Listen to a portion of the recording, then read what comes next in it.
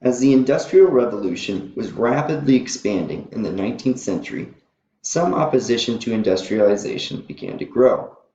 In the realm of architecture, there was a desire to move away from the use of machine products and to place greater emphasis on honest craftsmanship, which became known as the arts and crafts movement. One of the major advocates for this movement was an Englishman by the name of John Ruskin, who argued for moral principles to be applied to architectural practice. He wrote about this idea in his book, The Seven Lamps of Architecture, in 1849, where each lamp referred to a specific moral principle. For example, under the lamp of truth, he wrote that there should be truthfulness in the implied or suggested structure of a building. A couple of architects that applied these lamps to their work were Philip Webb, who designed the Red House in Bexleyheath, as well as the Standen House in East Grinstead, as well as William Butterfield with the All Saints Margaret Street Church in London. What is interesting about Ruskin was that even though he wrote about these architectural principles, he himself was not an architect and could only advocate for the lamps to be used by architects like Philip Webb and William Butterfield. The ideas that Ruskin contributed to the arts and crafts movement that were used by these architects catered to a small group of patrons who valued arts and crafts ideals.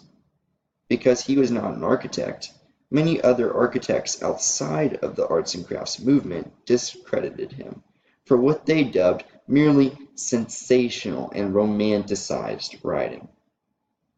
A major issue that many architects following Ruskin had with his ideas was that he placed too much emphasis on the surface of buildings instead of the spaces that they create.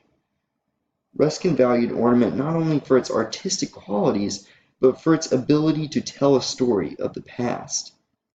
The ornament that Ruskin had so highly valued through his studies in Venice and of Gothic architecture as a whole became seen as non-essential and insignificant in the time period of New Bonn architecture, where architects such as Ludwig mies van der Rohe and Le Corbusier were trying to break from the past and create a new, perfected architecture relevant to the developing world around it.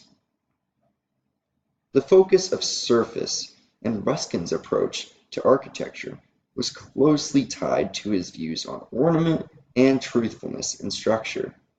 He looked at a building as a woman in a dress, comparing its structure to the woman and the surfaces or facades as a veil over her body. What was behind the dress could be hinted at what was not shown or implied outwardly. This is also true in architecture. What is shown on the surface hints at what is behind it, and those present are continually interacting with the surface. The importance that Ruskin placed on surface as a place of interaction with architecture is a concept that has just recently been revisited. Ecological psychologist James Gibson's surface theory of perception is changing the way we view architecture through surface, stating the terrestrial world is mostly made of surfaces, not of bodies in space. Surface studies has become a world wholly new of interest to architects. Even though Ruskin's study of surface was disregarded outside of the arts and crafts movement for most of the 20th century, it has recently been reevaluated as architects are recognizing the impact that surface has on how we interact with architecture.